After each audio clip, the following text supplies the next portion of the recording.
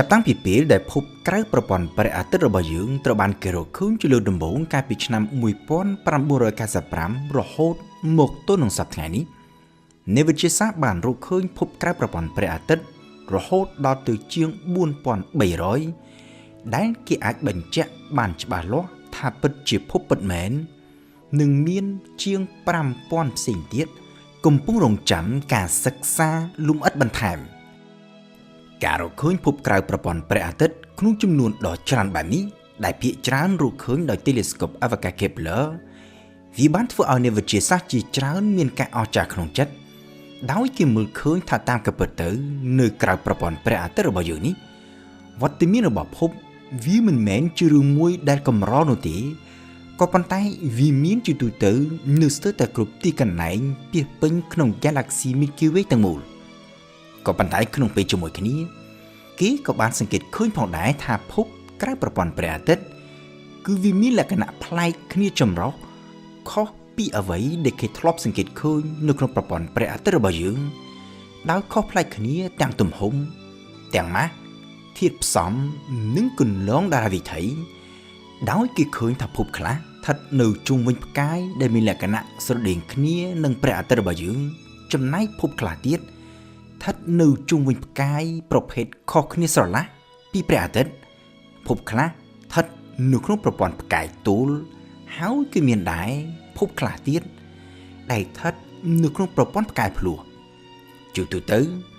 ភពក្រៅប្រព័ន្ធព្រះអាទិត្យដែលមានលក្ខណៈចម្រុះខុសប្លែកគ្នាអស់ទាំងនេះត្រូវបានគេបែងចែកទៅជា4ប្រភេទផ្សេងគ្នាទី1គឺភពប្រភេទស្រដៀងនឹង Neptune ឬហៅតាមភាសាអង់គ្លេសថា Neptune-like ភពប្រភេទនេះគឺជាភពដែលមានទំហំម៉ាស់និងធាតុផ្សំស្រដៀងគ្នាទៅនឹងភព Neptune និង Uranus នៅក្នុងប្រព័ន្ធព្រះអាទិត្យរបស់យើងពូលគឺជាភពដែលអាចមានស្នូលប៉ែកខាងក្នុងជាសិលាក៏ប៉ុន្តែស្រទាប់ខាងលើគឺជាឧស្ម័ននិងទឹកកកហើយដែលពេលខ្លះគេតែងហៅជាភាសាអង់គ្លេសថា Ice Giant ភពក្រៅប្រព័ន្ធព្រះអាទិត្យប្រភេទស្រដៀងនឹង Neptune ត្រូវបានគេរកឃើញជាលើកដំបូងកាលពីឆ្នាំ2014កន្លងទៅហើយតាមការពិតទៅក្នុងចំណោមភពក្រៅប្រព័ន្ធព្រះអាទិត្យទាំងជាង4300ដែលគេបានរកឃើញមកទល់នឹងពេលនេះ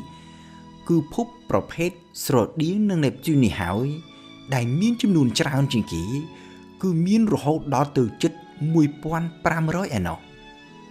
ភពដែលមានចំនួនច្រើនលំដាប់ទី2គឺប្រភេទភពឧស្ម័នឬ Gas Giant ភពប្រភេទនេះ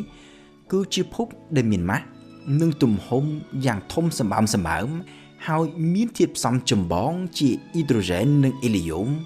ពូលគឺវាមានលក្ខណៈស្រដៀងគ្នាទៅនឹងភពប្រហ័សនិងភពសៅរ៍នៅក្នុងប្រព័ន្ធព្រះអាទិត្យរបស់យើងក៏ប៉ុន្តែខុសពីភពឧស្ម័នក្នុងប្រព័ន្ធព្រះអាទិត្យរបស់យើងដែលសុទ្ធតែស្ថិតនៅប៉ែកខាងក្រៅឆ្ងាយពីព្រះអាទិត្យភពឧស្ម័នដែលគេរកឃើញក្រៅប្រព័ន្ធព្រះអាទិត្យវិញមានខ្លះស្ថិតនៅយ៉ាងកៀកបំផុតទៅនឹងផ្កាយរបស់វាហើយដែលគេប្រសិទ្ធនាមតាមភាសាអង់គ្លេសថា Hot Jupiter តាមការពិតទៅគឺប្រភេទភព Hot Jupiter នេះហើយដែលជាភពក្រៅប្រព័ន្ធព្រះអាទិត្យដែលគេរកឃើញជាលើកដំបូងកាលពីឆ្នាំ1995គឺភពដែលគេឲ្យឈ្មោះថា51 Pegasi b ហើយគិតជាសរុបទៅនៅក្នុងចំណោមភពក្រៅប្រព័ន្ធព្រះអាទិត្យដែលគេបានរកឃើញមកទល់នឹងពេលនេះមានរហូតដល់ទៅប្រមាណជាង300ឯណោះជាប្រភេទភព Hot Jupiter ភពក្រៅប្រព័ន្ធព្រះអាទិត្យប្រភេទទី3ដែលគេរកឃើញមានច្រើនជាទូទៅផងដែរនោះគឺភពដែលគេឲ្យឈ្មោះថា Super Earth ឈ្មោះថា Super Earth នេះគឺគេមិនសំដៅលើលក្ខណៈស្រដៀងនឹងភពផែនដីរបស់យើងនោះទេក៏ប៉ុន្តែសំដៅលើភពដែលមានទំហំធំជាងផែនដីក៏ប៉ុន្តែតូចជាងភព Neptune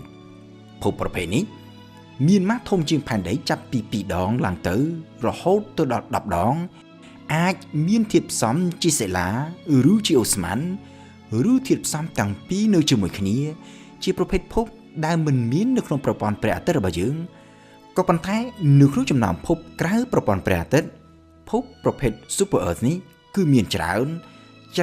ប្រហាក់ប្រហែលនឹងប្រភេទភពឧស្ម័នដោយសារតែវាមិនមាននៅក្នុងប្រព័ន្ធព្រះអាទិត្យរបស់យើង ប្រភេទភព Super Earth នៅតែមានអត្តកម្បាំងជាច្រើនដែលអ្នកវិទ្យាសាស្ត្រនៅមិនទាន់អាចយល់បានច្បាស់លាស់នៅឡើយក៏ប៉ុន្តែគេអាចដឹងបានថាភពប្រភេទនេះគឺជាភពដែលអាចស្ថិតនៅក្នុងតំបន់ដែលមានអំណោយផលដល់ជីវិតឬហៅតាមភាសាអង់គ្លេសថា habitable zone តែក៏ពិតទៅភពក្រៅប្រព័ន្ធព្រះអាទិត្យក្នុងតំបន់មានអំណោយផលដល់ជីវិតដែល Telescope Kepler បានរកឃើញមុនគេបង្អស់កាលពីឆ្នាំ2011កន្លងទៅវាគឺជាប្រភេទភព Super Earth នេះឯងភពដែលគេឲ្យឈ្មោះថា Kepler 22b ស្ថិតនៅចម្ងាយប្រមាណជា620ឆ្នាំពន្លឺពីផែនដីមានទំហំធំជាងផែនដីប្រមាណជា2ដងកន្លះហើយជាមួយនឹងសីតុណ្ហភាពមធ្យមប្រហែលនឹងភពផែនដីរបស់យើងអ្នកវិទ្យាសាស្ត្របានប៉ាន់ស្មានថា Kepler 22b គឺជា Super Earth ដែលអាចគ្របដណ្ដប់ពេញទៅដោយទឹករាវជាមហាសមុទ្រភពក្រៅប្រព័ន្ធព្រះអាទិត្យប្រភេទចុងក្រោយគេគឺភពប្រភេទសេឡាភពប្រភេទនេះគឺជាប្រភេទភពដែលស្រដៀងទៅនឹងភពទាំង4នៅប៉ែកខាងក្នុងប្រព័ន្ធព្រះអាទិត្យរបស់យើងគឺភពអង្គារភពផែនដីភពសុក្រនិងភពពុធនៅក្នុងចំណោមភពក្រៅប្រព័ន្ធព្រះអាទិត្យភពដែលគេអាចចាត់បញ្ចូលទៅជាប្រភេទភពសេឡាគឺអាចមានទំហំប្រហែលនឹងផែនដីឬតូចជាងផែនដីក៏ប៉ុន្តែអាចធំជាងផែនដីយ៉ាងច្រើនបំផុតត្រឹម2ដងប៉ុណ្ណោះពីព្រោះថាបើធំជាងផែនដីលើសពី2ដងឡើងទៅវានឹងត្រូវគេចាត់បញ្ចូលទៅក្នុងប្រភេទ Super Earth នៅក្នុងចំណោមភពក្រៅប្រព័ន្ធព្រះអាទិត្យដែលគេបានរកឃើញមកទល់នឹងពេលបច្ចុប្បន្ននេះភពសេឡាគឺជាប្រភេទភពដែលមានចំនួនតិចជាងគេគឺមានតែប្រមាណជាង160តែប៉ុណ្ណោះក៏ប៉ុន្តែគឺប្រភេទភពសេឡានេះឯងដែលគេផ្ដោតការចាប់អារម្មណ៍ស្វែងរកខ្លាំងជាងគេដោយសារតែគេគិតថាបើសិនជាគេចង់រកឃើញជីវិតក្រៅភពផែនដីរបស់យើងគឺនៅលើភពសេឡានេះឯងដែលជាកន្លែងដែលមាន probability ខ្ពស់ជាងគេ